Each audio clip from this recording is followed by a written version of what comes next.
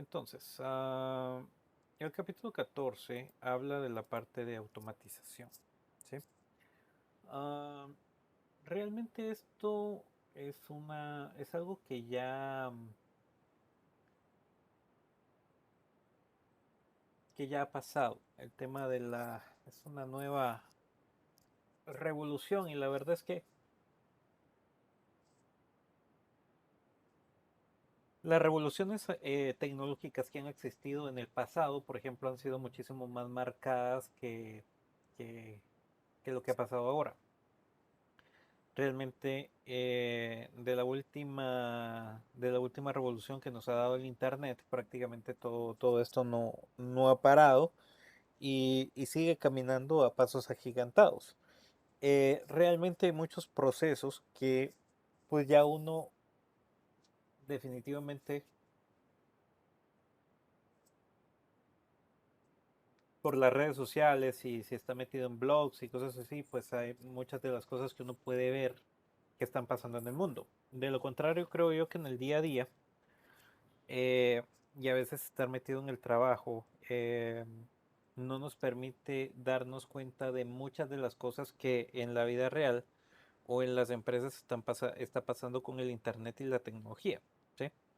Cosas que eventualmente nosotros hacemos de manera eh, no arcaica, pero de manera normal, y en otros países prácticamente se están automatizando, ¿sí? Eh, no sé si pueden ver el movimiento de mi... Sí. Bueno, entonces, con la parte de automatización, bueno, perdón, antes de pasarme a esto, concluir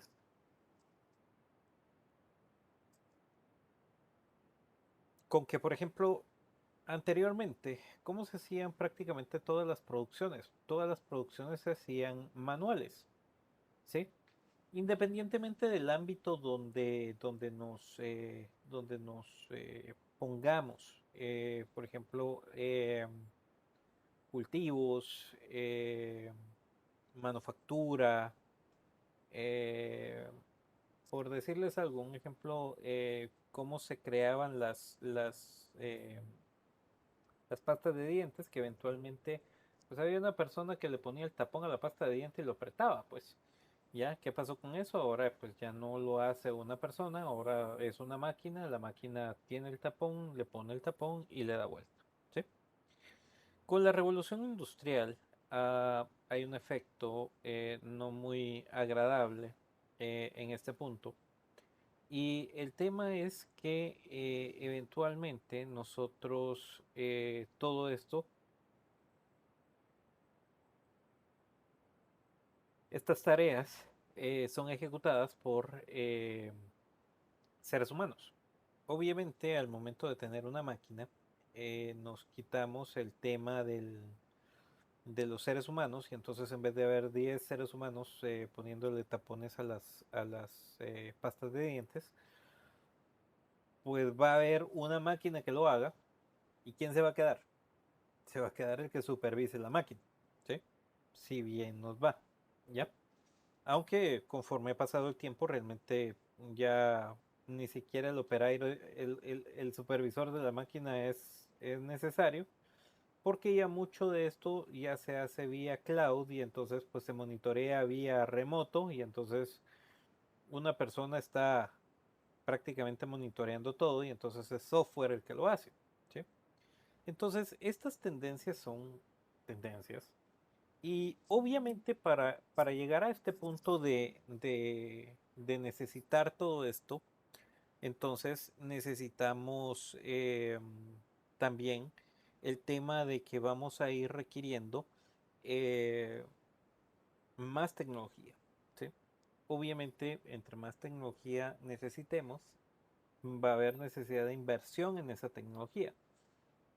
Reduciendo así el costo operativo en teoría, ¿sí? Aunque el costo operativo de tener 10 personas se va a ir en la compra de la máquina, eventualmente a mediano o largo plazo, pues esa máquina va a ser mucho más barata que tener a las personas ahí eh, haciendo un trabajo, ¿no?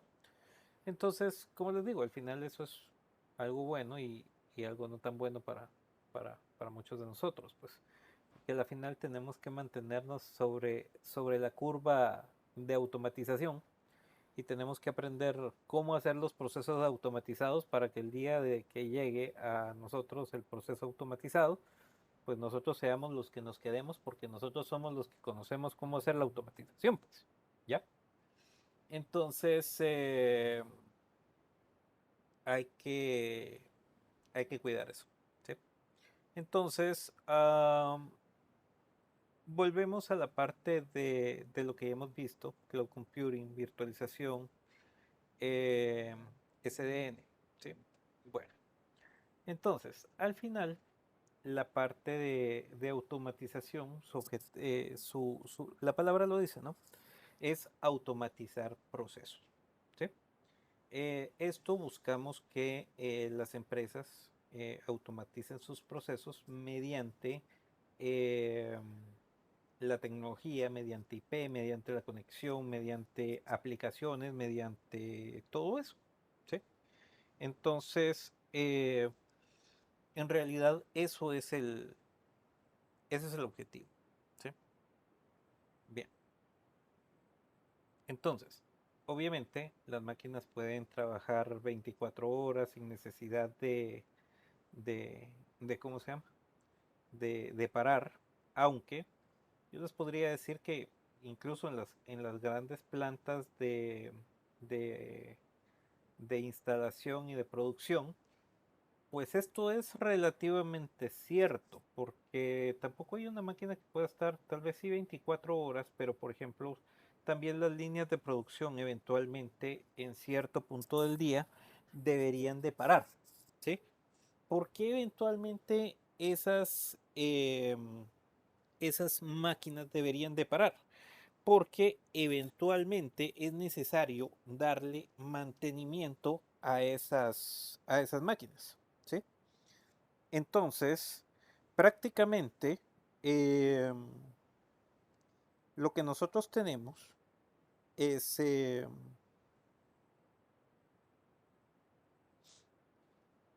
lo que nosotros tenemos es que para que esas máquinas duren, deberían de prácticamente mantenerse eh, dándoles mantenimiento, ¿sí? Y esos eventualmente eh,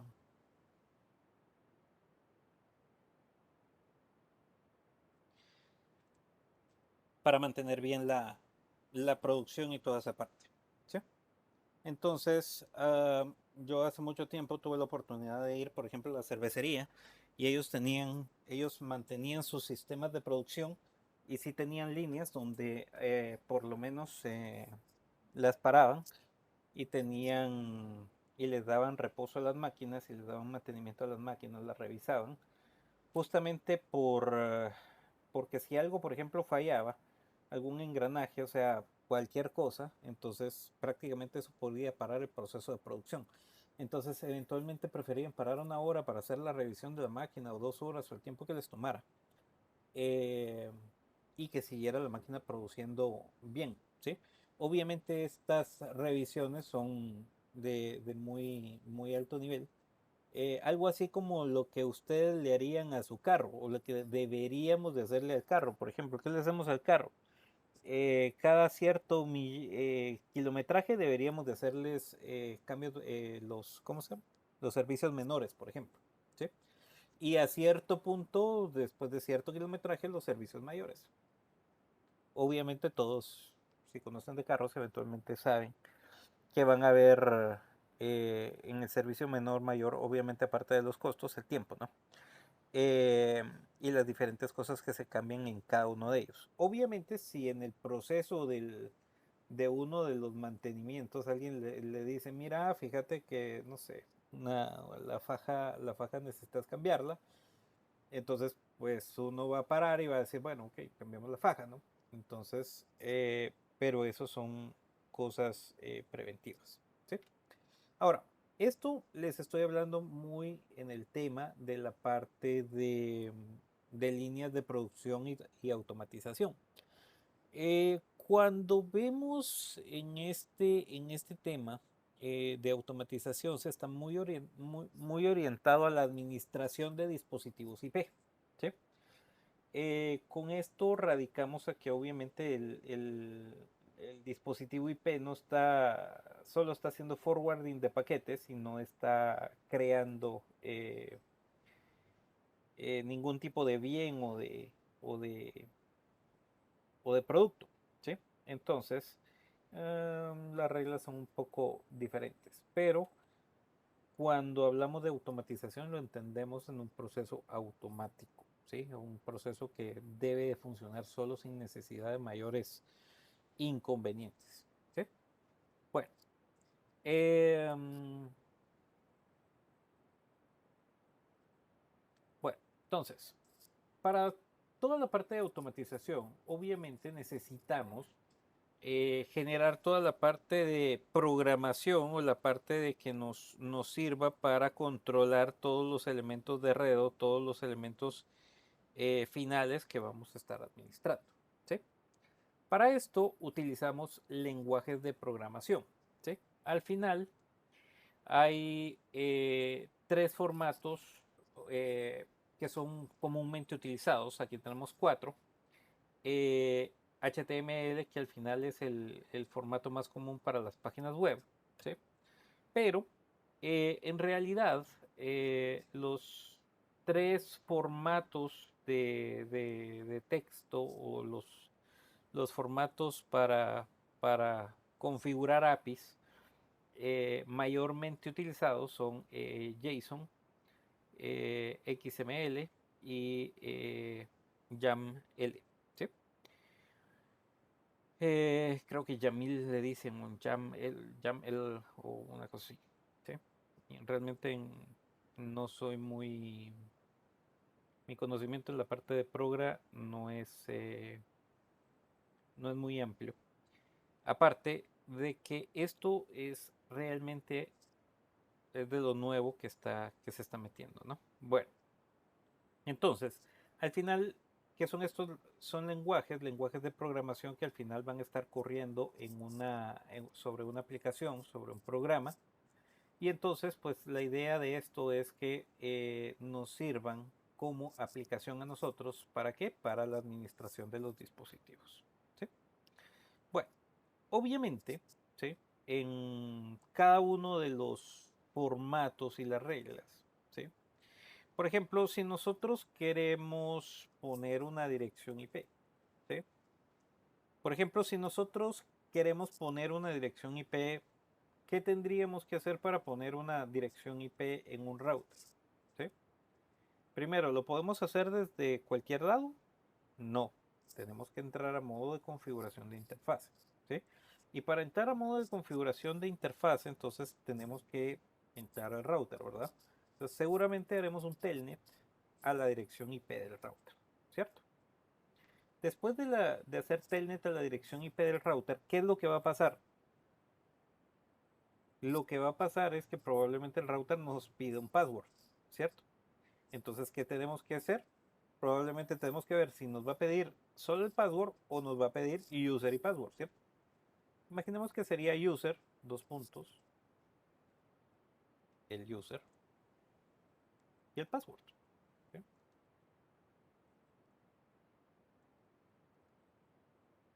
Una vez que ya tenemos un user y un password, ¿qué más tenemos que hacer para llegar a modo de configuración de interfaz?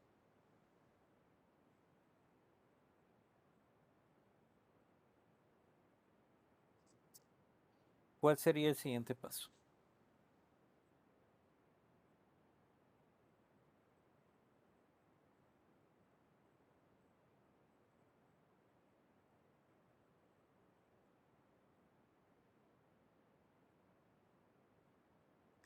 Bueno, el siguiente paso sería la parte de entrar a modo de enable, ¿no? Enable. Y aquí nos va a pedir otro password, ¿cierto?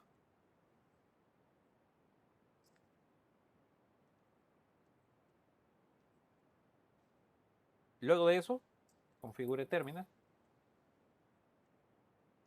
La interfaz a la que vamos a entrar, interface. Llega y la interfaz, ¿sí? X diagonal Y, por ejemplo. ¿Sí? Y ahí en ese momento le podemos poner una dirección IP, ¿verdad? IP address. Y entonces, ¿qué va a ir dentro de la IP? El A, B, C, D, pensando en que cada, ¿sí? Y de ahí la máscara de subred, ¿cierto? X, ¿sí? No, X, Y, Z,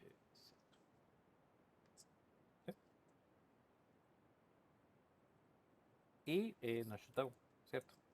¿Ya? Entonces, prácticamente todo este proceso, por ejemplo, que acabamos de ver, y es un proceso simple que ustedes conocen, imagínense en una empresa que, por ejemplo, una empresa como Claro, como Tigo, por ejemplo, y está recibiendo prácticamente usuarios en todo momento y que todo el mundo quiere su internet y lo quiere para allá. Entonces, prácticamente es hacer todo esto y en una red mucho más grande. Entonces, obviamente yo, si estoy, por ejemplo, poniéndole una IP a esta particular, entonces esa IP se tiene que propagar por todo el ISP para que entonces puedan llegar a mi máquina, una ruta por defecto de mi router para que pueda salir.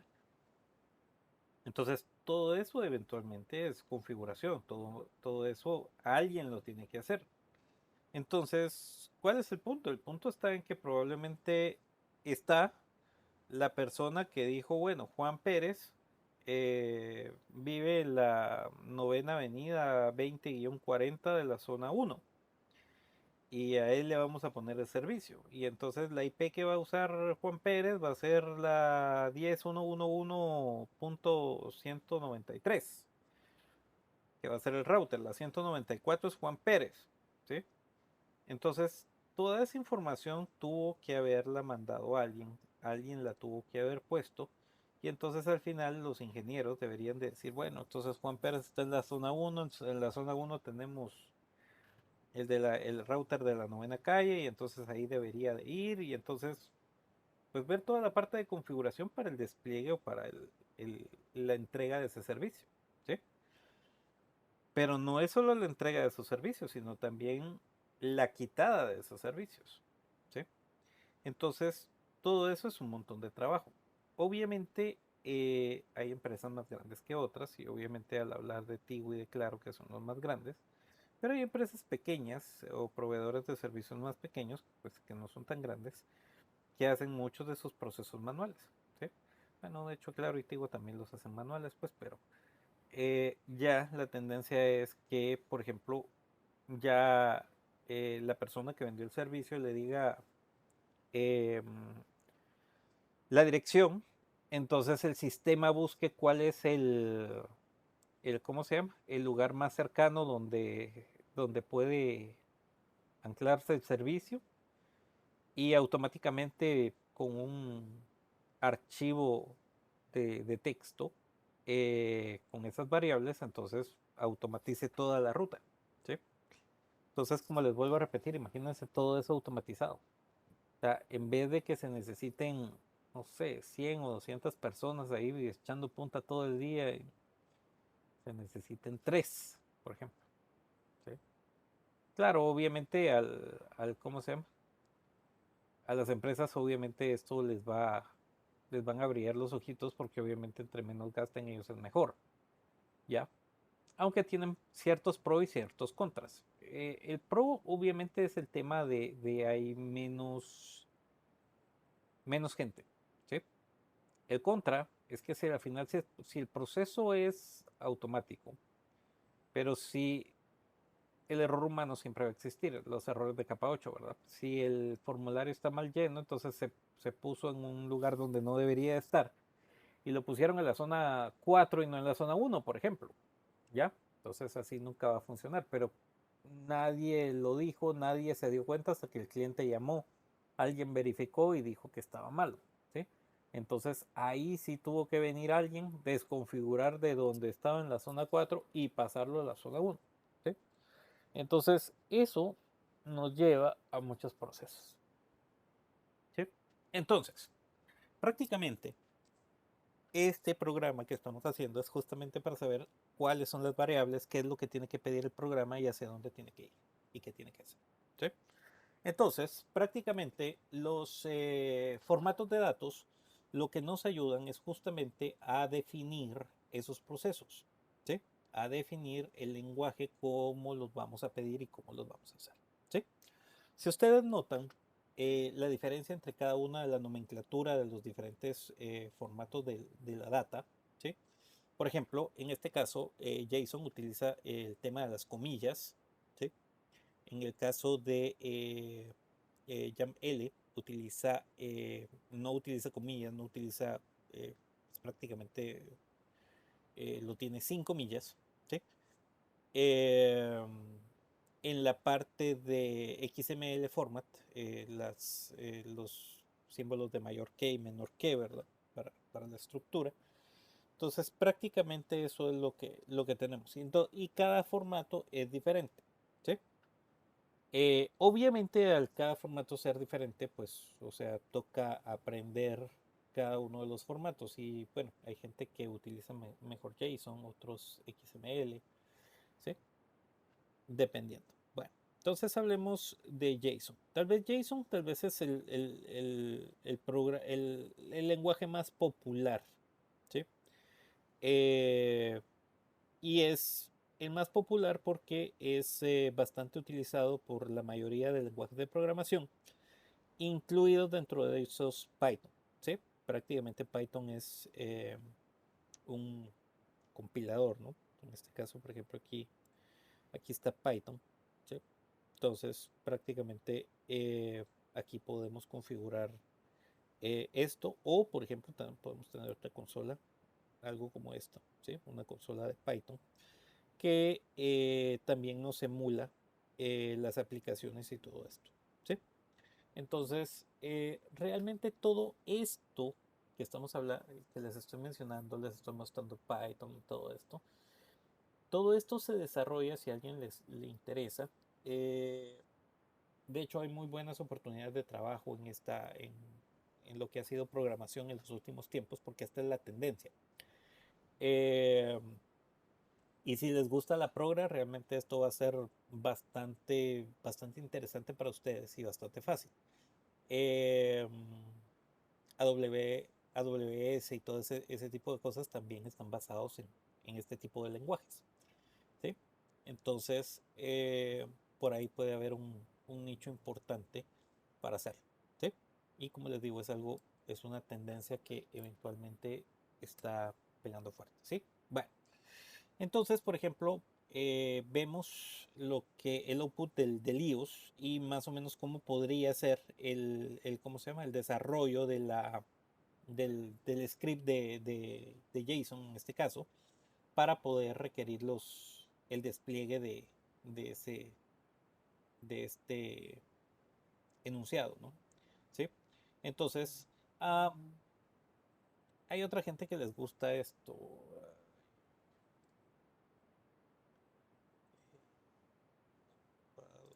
que es incluso más sencillo que todos los demás, ¿sí?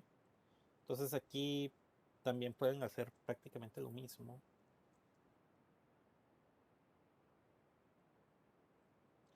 Entonces aquí pueden poner tabuladores y hay unos que tienen colorcitos y entonces si marcan ciertas cosas con las comillas les cambian colores, entonces hay otras formas de hacerlo, ¿sí?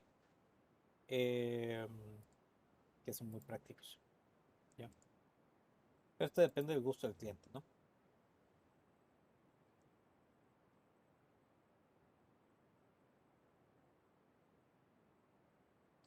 Bueno,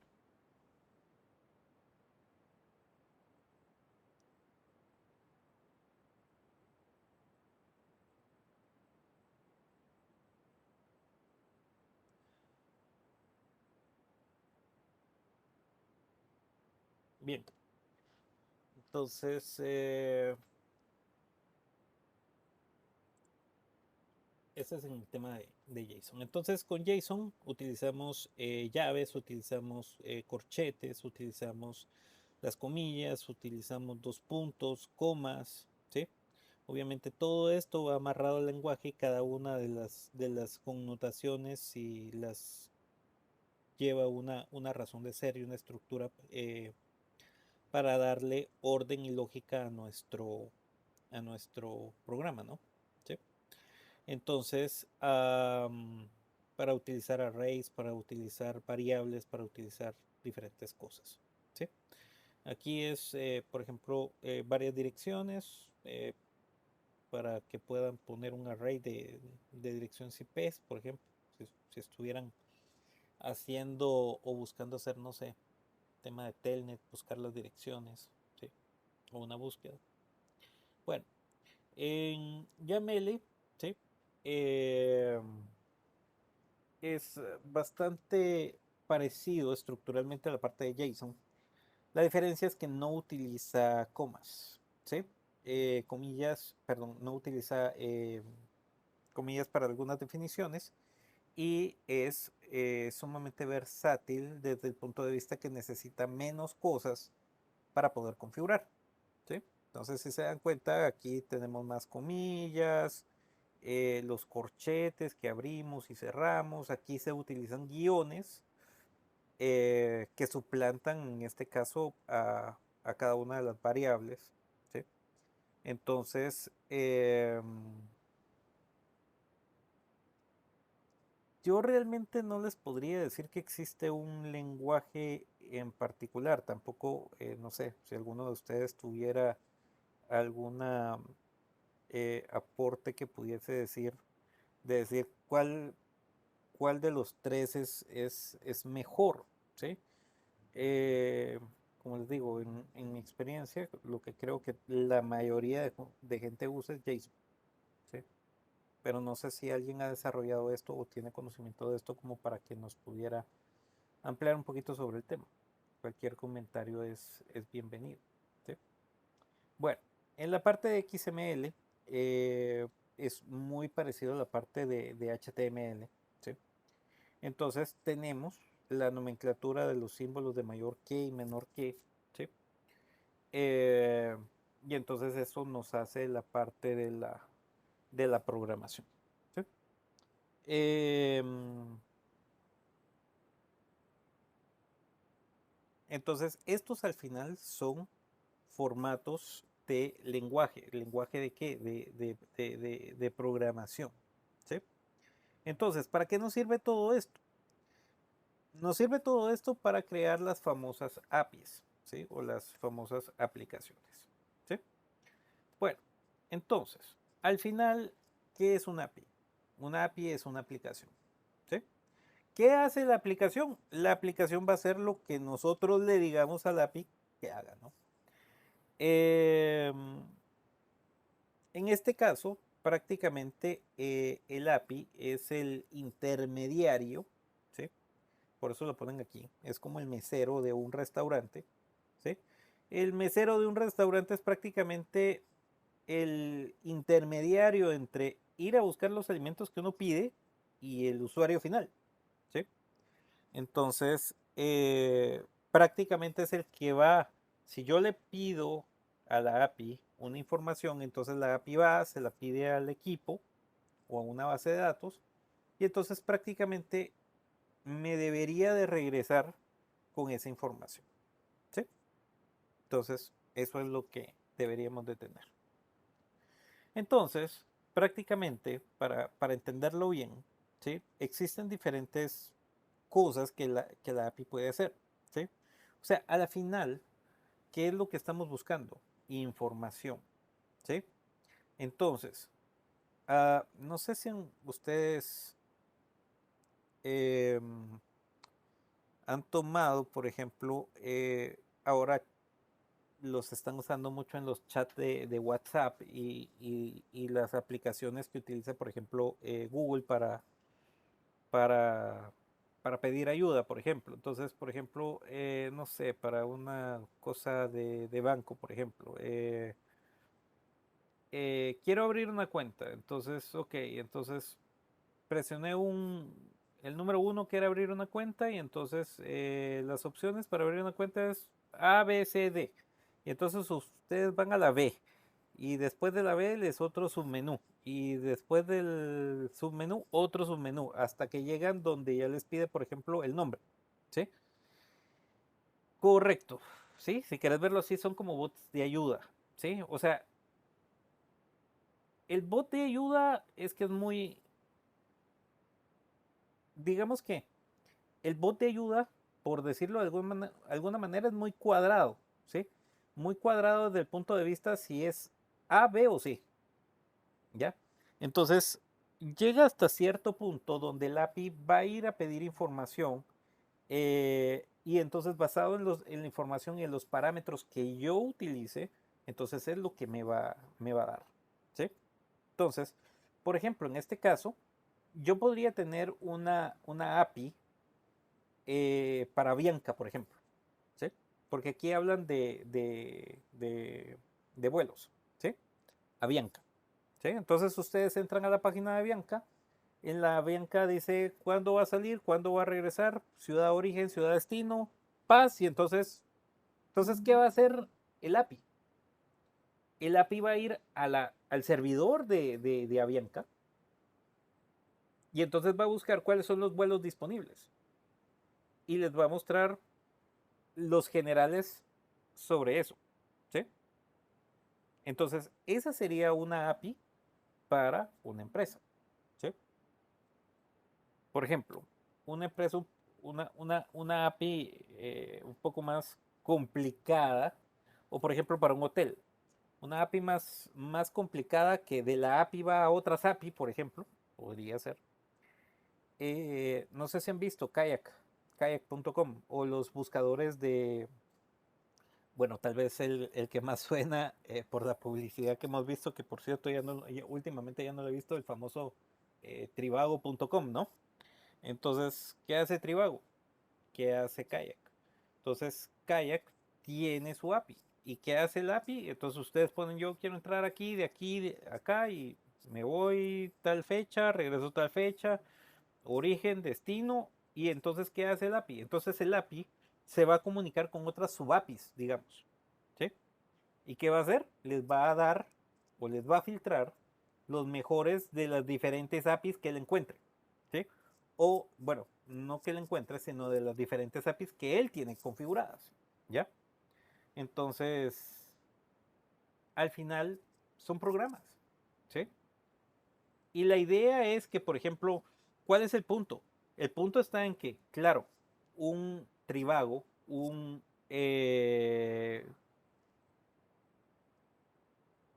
Kayak, un Avianca, ¿sí?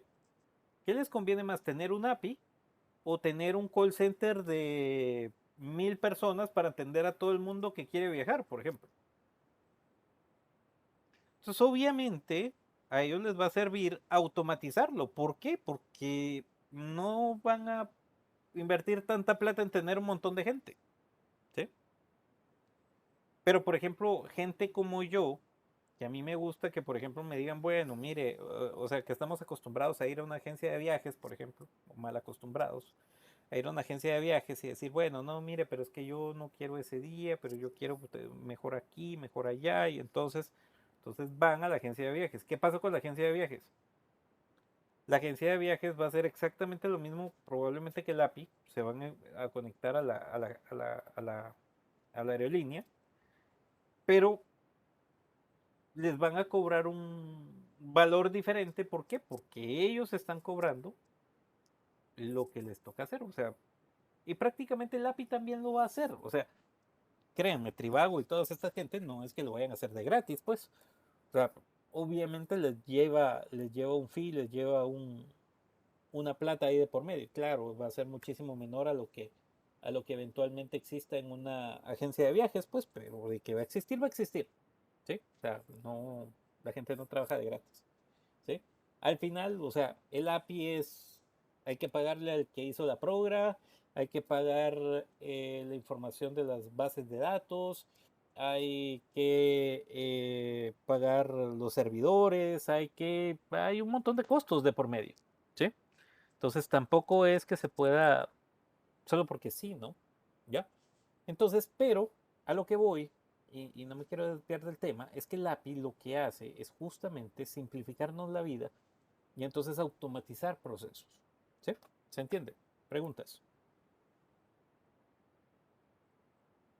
Entonces, por ejemplo, en este caso, una base de datos. En este caso, por ejemplo, varias bases de datos.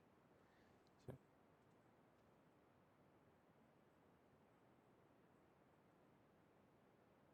Entonces,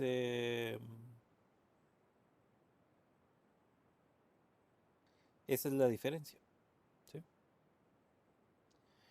Bueno, am, entonces, existen APIs públicas, APIs internas o privadas o partners APIs. ¿Sí? Bueno, una API pública va a ser una API que ustedes pueden usar gratis, ¿sí? O sea, que no necesita ningún control, no sé, un API que puede calcular, no sé, unidades de medida, por ejemplo, distancias, kilómetros, entonces hay un API ahí que lo hace. ¿Sí? Las internas o privadas son, por ejemplo, yo soy Cisco, por ejemplo, y entonces tengo una API para que mis ingenieros entren y entonces sepan cuánto cuesta un switch.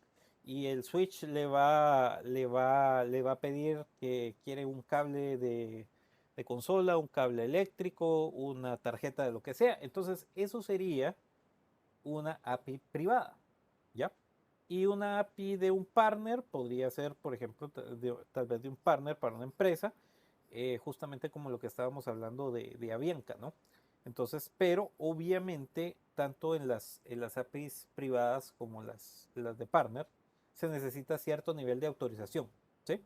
Obviamente esto es con fines de seguridad, ¿sí? Obviamente la información que hay ahí es sensible y si alguien hace mal uso de ella, entonces pues estamos en complicaciones. Pero al final no es algo normal, ¿sí? Bueno, entonces, ¿qué servicios web, ¿sí? O en dónde o a través de cómo podemos utilizar las APIs, ¿sí? Bueno, entonces, para servicios web podemos usar SOAP, REST, XML, RPC, JSON RPC, ¿sí? Entonces, prácticamente aquí es un comparativo sobre en dónde vamos a estar haciendo funcionar el API, ¿sí? Y el lenguaje sobre lo cual lo vamos a utilizar, ¿sí? Entonces, de estos, tal vez uno de los, bueno, el más utilizado es REST, ¿sí? ¿Por qué REST es el más utilizado? Si se dan cuenta, tiene JSON, XML, JSON y otros, ¿sí? No es el más nuevo, ¿sí? Porque es en el 2000 y aquí está en el 2005, ¿sí?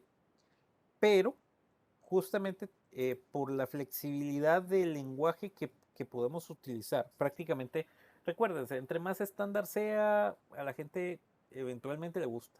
¿Sí? ¿Por qué? Porque hay más formas de hacerlo. ¿Sí? Y buscarle eh, la solución.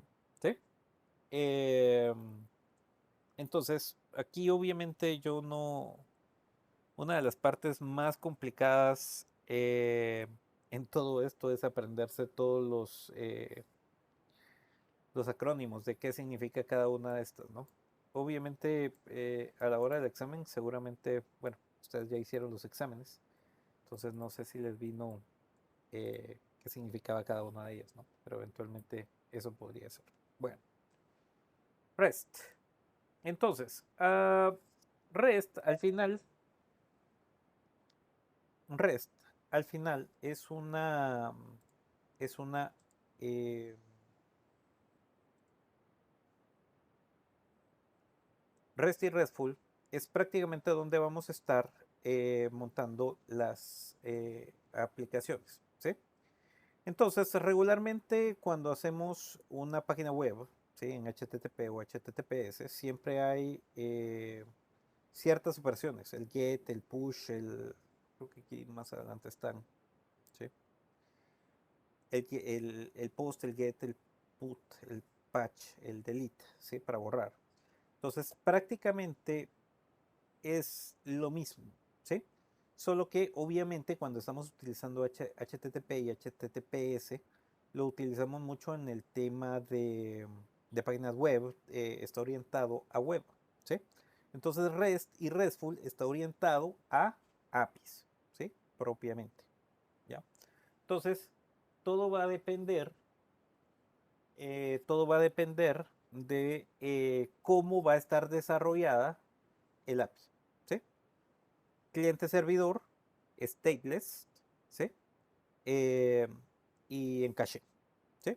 Entonces, obviamente, si es, por ejemplo, una aplicación cliente-servidor, ¿qué va a pasar? Va a haber un cliente y va a haber un servidor. Entonces, ¿qué tiene que hacer? El cliente debe de ir a buscar el servidor. El servidor va a darme información y entonces hay una comunicación entre ambos, ¿sí?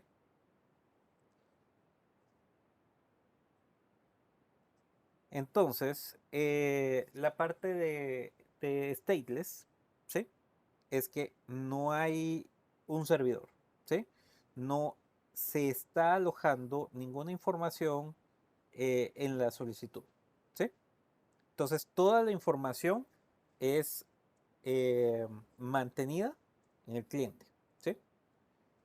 ¿Por qué será bueno tener toda la información? Bueno, no es que sea bueno manejar la información en el cliente, pero si yo, por ejemplo, desarrollo un API y toda la información está en el cliente, ¿en qué me beneficio yo de eso? Me beneficio en que yo no tengo que comprar un mega servidor que esté almacenando información de un montón de gente, ¿sí? Es costo, ¿sí?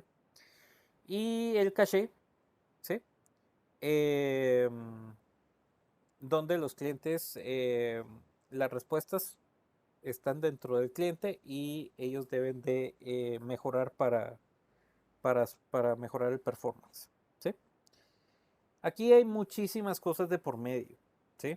O sea, desarrollar el API, tenemos que hacer bien el programa, tenemos que almacenar información, la conectividad entre, por ejemplo, los servidores. Por ejemplo, aquí, tal vez a mí la que se me ocurre es que ustedes tengan un API, por ejemplo, las de compras, las de e-commerce, ¿no? O sea, realmente esas son muy interesantes y creo que tal vez las que la gente más desarrolla, ¿no? Justamente por eso, ¿ya? Entonces,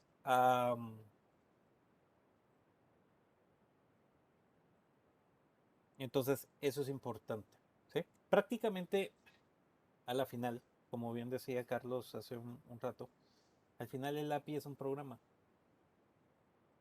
¿sí? No hay nada más que eso,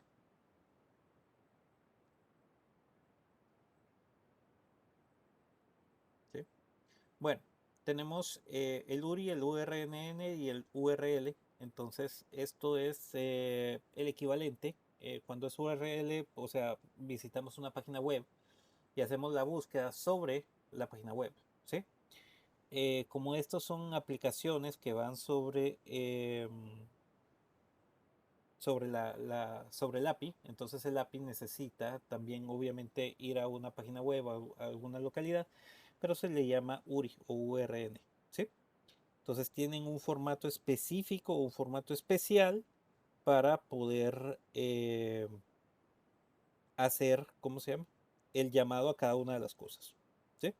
Entonces cada variable, cada detalle es parte de un proceso, ¿sí? Un punto, una coma de más hace que el API no funcione, ¿sí? Entonces ahí imagínense, realmente la gente que hace APIs y se dedica a esto, realmente, pues sí, al igual que nosotros, eventualmente han quemado pestañas. No sé, ¿alguno de ustedes tiene alguna experiencia en el tema del desarrollo de APIs? Pregunto. Tengo un amigo que le gusta, en su tiempo libre, él es ingeniero en sistemas y en su tiempo libre se pone a desarrollar APIs. Eh, pero así como que su hobby, pues. Tal vez para alguno el hobby es, no sé, jugar basquetbol o jugar fútbol o ir al gimnasio. De cuenta su hobby es crear APIs, ¿no? Eh, pero bueno.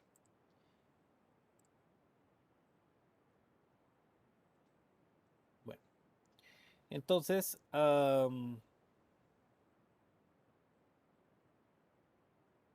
bueno, entonces las aplicaciones. Vamos a ver.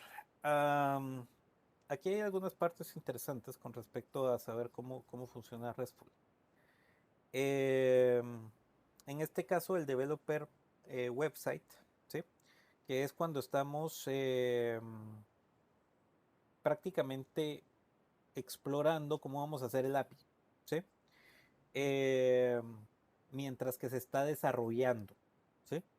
Entonces, una vez que se desarrolló, la compilamos, la hacemos y todo, entonces llega un momento donde el API ya está desarrollada. Entonces entramos a lo que es el Postman. El Postman es prácticamente eh, un test, ¿sí? Como que en un programa ustedes lo van a compilar y lo van a probar, ¿sí? Python, Python es un programa, ¿sí? Donde el programa va a ejecutar, ¿sí? O va a ejecutarse basado en los lineamientos o en el programa o en el bot, como quieran llamarlo, eh, de la información que vamos a poner, ¿sí? Y el Network Operating System, que es NetConf o RedConf, es el sistema operativo que eventualmente puede estar, sobre el cual puede estar la API. ¿Sí? Bueno, y entonces vamos a dónde las usamos, que era prácticamente lo que hablábamos, ¿sí? Entonces, por ejemplo, ¿cuál es el sistema normal de, por ejemplo, hacer un backup? ¿Sí? Entonces, o hacer un cambio en la configuración. Entonces, prácticamente vengo yo, estoy en mi máquina, ¿sí? Entro a la CLI, entro al dispositivo y hago los cambios, ¿sí? Ese es el esquema tradicional de networking, ¿sí? Bueno, si no tenemos ese esquema tradicional de networking, entonces también otro sistema tradicional podría ser vía SNMP, ¿sí? Entonces, que vía SNMP entramos a la consola de administración, en la consola de administración usamos una comunidad de ReadWrite y entonces la comunidad de ReadWrite va a reconfigurar nuestro dispositivo, ¿sí?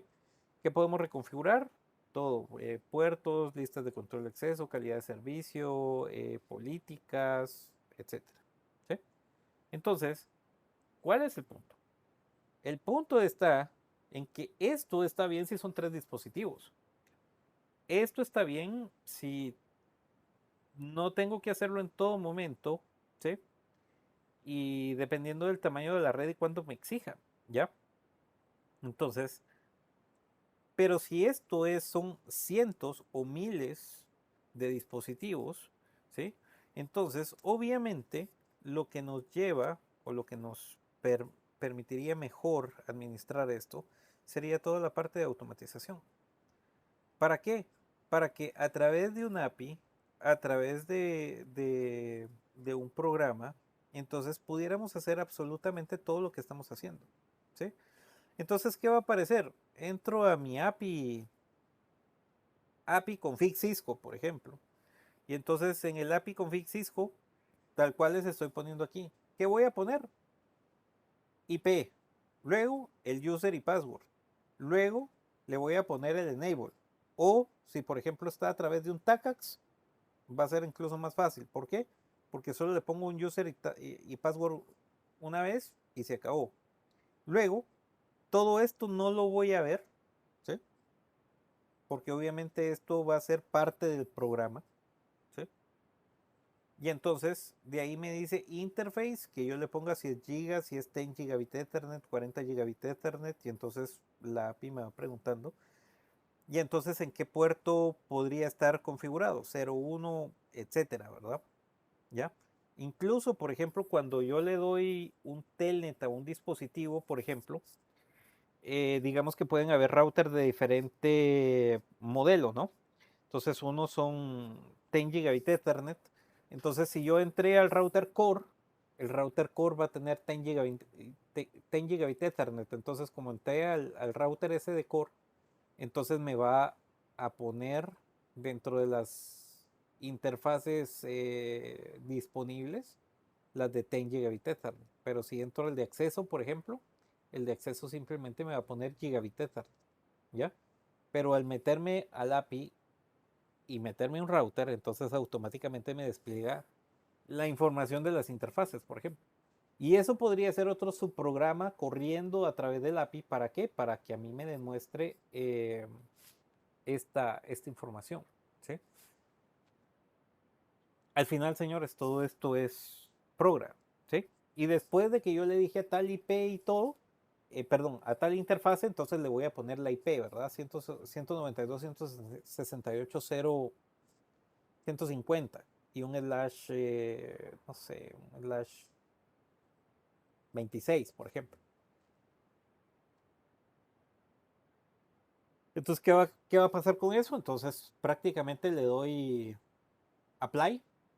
Y entonces, ¿qué va a hacer el programa? Prácticamente entrar al router, entrar a modo de configuración de interfaz y configurar en esa interfaz que yo le estoy diciendo la IP y la máscara que yo le dije. Y obviamente encenderla. ¿Sí? Entonces, prácticamente esto es mucho más sencillo. ¿Sí? Que ustedes tengan su smartphone ahí, simplemente entraron y le dieron eso, en vez de si no tienen, por ejemplo, bueno, sí tienen obviamente CLI, pues, pero entrar a la CLI, entrar a los modos de configuración, llegar hasta la interfaz que queremos, ponerle la IP. Entonces hacer todo este proceso sumamente más automatizado. Nuevamente utilizo esa palabra, ¿no? Y al final el objetivo de esto es esto. ¿Sí? Entonces, la idea es hacer esto más autónomo. ¿Sí? Em, software y versiones, el control, nombre, direccionamiento, seguridad, configuración de protocolos, listas de control de acceso. O sea, ¿qué puede hacer la API? Dependiendo de qué tan compleja sea y qué tanto queremos nosotros que haga dentro de la red. ¿Sí? Ahora, para las APIs hay algunas herramientas que se utilizan para el desarrollo de las mismas. Dentro de las más comunes están Ansible, Chef, Puppet y SaltStop. ¿Cuál es la diferencia? La diferencia entre cada una de ellas es en qué lenguaje se utilizan, qué tipo de agente. ¿Qué es el tipo de agente? El tipo de agente es la comunicación que se da entre el API y el router, ¿no? O el dispositivo final. ¿Sí? Cómo los dispositivos son administrados, ¿sí? Y en qué se crea a través del tool, ¿sí? Entonces, aquí lo más importante es sobre qué van a ustedes a programar. La mayoría, como les digo, realmente ahorita está, el grito de la moda es Python, ¿sí? Y es, creo que sobre lo que todo el mundo está programando en la mayoría de, de información, ¿sí? Bueno, entonces, prácticamente, si yo quiero hacer todo esto, ¿sí? Entonces, aparece lo que es un Intent Based Network, que es el IBM y Cisco DNA. ¿Sí? Bueno, entonces, prácticamente el Intent Based Networking es prácticamente lo que debería de pasar dentro de una red, ¿sí? O sea, ya tenemos el API, ya lo tenemos funcionando, ya probamos, ya sabemos que el API hace ¿cómo se llama? Su trabajo bien, ¿sí? Pero ahora necesitamos que todo eso se controle bien, ¿sí? Entonces, prácticamente este sistema, el IBN, lo que hace es garantizarnos que los cambios queden bien hechos, ¿sí? Entonces, prácticamente que la traducción, ¿sí? Eh, que está dando el API esté ejecutando en el dispositivo final lo que nosotros queremos que haga, ¿sí? Esto al final es un modelo, ¿sí? Es un modelo de cómo debería de funcionar, algo así como el modelo de las capas del modelo OSI, ¿sí? O sea, cómo debería de funcionar estructuralmente. Entonces, primero la parte de traslación debería de ser, nosotros debemos de revisar que el lenguaje de programación y el API esté haciendo y ejecutando en el router lo que queremos que ejecute, ¿sí? Si estamos bien ahí, entonces nítidos. Sabemos que eh, eso va a funcionar. Luego la parte de activación, ¿sí? Que es ya mandarle la información al dispositivo para que la tome. Entonces prácticamente es todo el proceso de automatización, ¿ya? Y la parte de aseguramiento, ¿sí? Que es el chequeo, que podría ser una vez o podría ser un chequeo repetitivo o cíclico para que revise que las cosas estén como las mandamos a configurar. ¿Sí? Esto es para, como quien dice por ahí, para no meter los errores de capa 8. ¿Sí? Entonces, todo estos al final son procesos que, ¿por qué los hacemos? Justamente los hacemos para corroborar o para asegurarnos de que todo lo que estamos haciendo eh, esté funcionando de la mejor manera. ¿Sí?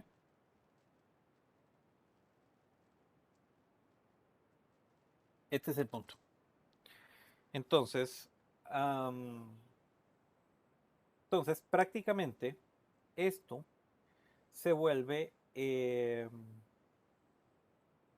una interacción segura de comunicación entre los dispositivos, ¿sí? Entre el API y los dispositivos. Entonces, esto obviamente vamos a necesitar seguridad, entonces utilizamos IPsec, ¿sí? ¿Y qué utiliza IPsec para comunicarse entre los dispositivos? El CAPWAP, ¿sí? Entonces, es lo que utiliza eh, para comunicación, ¿sí? Entonces, esto es lo que utilizan los dispositivos para comunicarse, ¿sí? Bueno, ahora, obviamente en una red mucho más grande, entonces todo esto, y para cerrar las brechas de seguridad, todo esto lo utilizamos para mejorar, ¿sí? Ahora, no podríamos terminar sin decirles que desarrollar todo esto es complejo, ¿sí? Desarrollar todo esto es complejo, generar el API y hacer todas estas partes, pero como bien pasa es que tenemos a nuestro buen amigo Cisco, ¿sí?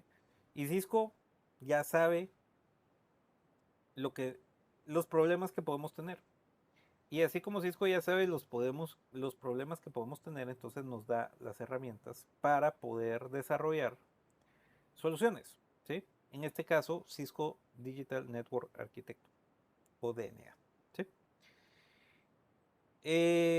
Prácticamente el DNA, ¿sí? Es un aplicativo, ¿sí? Que se encarga de la administración de los recursos de las APIs y de la administración de todo lo que es SDN, Software Defined Networks, entre los dispositivos y entre toda la arquitectura de Cisco, ¿sí? Prácticamente es algo que ya Cisco lo está metiendo y lo está forzando a meterlo porque, por ejemplo, en la venta de equipamiento, entonces ya uno les están pidiendo que compren una licencia de DNA eh, que no se la pueden quitar porque ya Cisco la solicita de esa manera. por lo menos el primer año, que en realidad si uno no va a hacer nada de APIs y de automatización y todo esto, o sea, esta licencia no sirve de nada. ¿Ya? Entonces, tenemos diferentes módulos, ¿sí? Eh, SD Access y SD WAN, que al final, aparte de ser tecnologías, nos permiten tener cierto desarrollo. Entonces, prácticamente el DNA es un orquestador, ¿sí? Para la parte de SD Access y SD WAN, ¿sí? Y eso es para acceder a dispositivos finales. Y el SD-WAN es para el, ¿cómo se llama? Enlaces redundantes dentro de un mismo dispositivo, y redundancia de enlaces eh, y tener ciertos niveles de seguridad, ¿sí? Tenemos el Cisco DNA Assurance, que es el que se encarga de revisar que todo lo que ustedes implementaron entonces esté correctamente funcionando. Y el DNA Security, que se utiliza para la parte del análisis, la parte de seguridad, la parte de que las conexiones sean seguras, y el control sobre todo lo que se está implementando. ¿Sí? El Cisco DNA Center es una plataforma que puede ya sea virtual, virtual en la nube, virtual en un software, en un, en un espacio virtualizado en algún lado, o que puede ser un software instalado en hardware en su red, ¿no? ¿Sí? Entonces, prácticamente esta parte diseña, hace políticas, provisiona, asegura y hace todo esto, ¿sí? Entonces, hace toda la funcionalidad del orquestador. Claro, no es tan así de que, va, comprémoslo y todo y esto ya funciona solito. Recuérdense que el gran problema que existe con este tipo de requerimientos es que eh, todas las marcas van a sacar sus propias formas de comunicación. Entonces van a decir que una no es compatible con la otra. Y como una no es compatible con la otra, entonces prácticamente ahí tenemos problemas. ¿Por qué? Porque es muy difícil que una empresa tenga un solo vendor. ¿Sí? O sea, eso pasaba hace 10 años, pero hace 10 o 15 años. Pero hoy en día, imposible que mi red solo tenga un vendor. Entonces empieza uno a parchar para que dice, bueno, entonces puedo automatizar hasta cierta porción de la red. Puedo hacer core y distribución en Cisco y acceso es otra cosa, por ejemplo. ¿Ya? Eso nos acompleja los escenarios muchas veces en las operaciones. ¿Sí?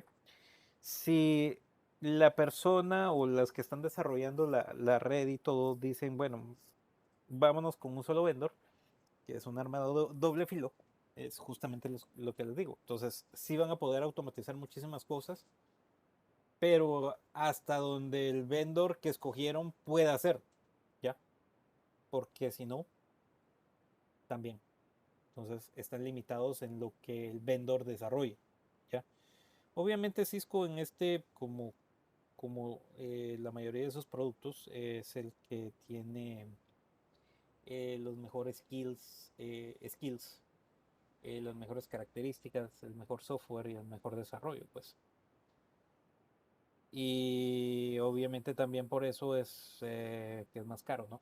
Entonces, bueno, hay que tomarlo en cuenta, ¿no? Bueno, señores, entonces eso sería el DNA. Aquí es unos videos que están en su material, ¿sí? Y la parte del final del capítulo, ¿sí? Bueno, entonces con eso pues estaríamos terminando el capítulo número 14.